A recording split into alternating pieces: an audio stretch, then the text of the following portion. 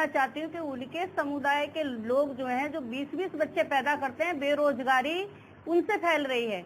ये कानून तो उन्हें अपनाना चाहिए, जबकि हिंदू समाज में तो 2 ही बच्चे होते हैं, हम 2 हमारे 2। हम तो इस तरीके के हिंदू समाज के लोग हैं।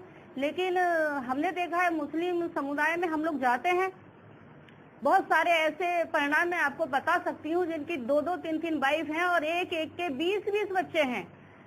तो मैं उनसे पूछना चाहती हूँ कि वो अपने समुदाय के लोगों को समझाएं कि ये 20-20 जो 30-30 बच्चे पैदा कर रखे हैं, उनसे ये बेरोजगारी फैल रही है, देश में गरीबी आ गई है।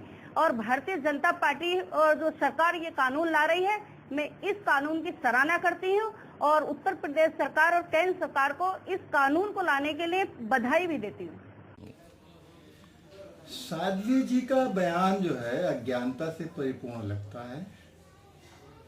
साध्वी जी क्या जाने बच्चों का आनंद क्या होता है।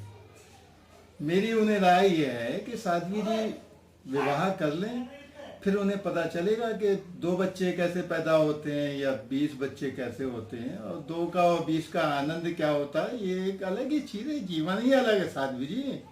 साध्वी जी को चाहिए कि वो शादी कर लें, तब पता चलेगा उन्हें कि 20 या 2 कैसे होते हैं। और दूसरी चीज मैं ये कहना चाहूंगा कि साध्वी जी काहे को दूसरों के घरों में झांक रही हैं। उनके अपने घरों में 20-20, 25-25 बच्चे मौजूद हैं। हिंदू में तो एक ही विवाह किया जाता है साध्वी जी, लेकिन आपके यहाँ भी 2-2, 3-3 विवाह देखे जा रहे हैं। ये तो बड़ा अफसोस का पहलू है।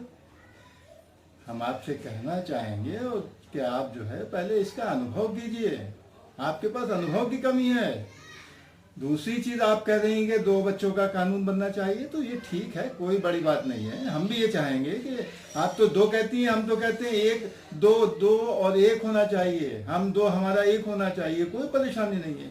हमारे देश की जनसंख्या वैसे ही बढ़ रही है, इस पर तो कोई काम कर नहीं रहा है, और आप करती है तो बहुत अच्छी बात है, लेकिन आपको इसके लिए अनुभव लेने की जरूरत पड़ेगी। साध्वी जी, मुसलमानों पे उंगली उठाना तो बहुत आसान बात है।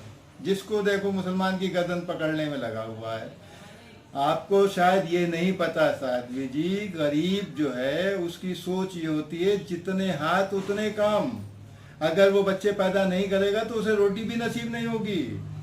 ये फार्मूला है। अगर नहीं हो तो आप अपने पुरखों से पूछ लीजिए। किसान भी इसी नीति पर चलता है। वो भी अपने घर में जितने हाथ रखता है उतनी ही उसकी खेती होती है। तो साध्वी जी, जानकारी का अभाव है, आप जानकारी लीजिए, जानकारी की जरूरत है। और मैं ये चाहूंगा कि आप दूसरों के घरों पर कटाक्ष करने से पहले अपने घर में सुधार कीजिए। आप अगर अपने घर में सुधार करेंगी, अपने लोगों में झांकेंगी, तो शायद बेहतर होगा। मैं उदाहरण के लिए बता दूं कि हमारे बिहार के मुख्यमंत्री लालू जी के कम से कम 22 बच्चे थे और 18 तो जीवित ही रहे। तो अब इसको क्या करेंगे आप? बाकी और भी बहुत से हैं। तो वह अपने घर में देखने की जरूरत है उन्हें। वे दूसरों पे उंगली मत उठाइए साध्वी जी।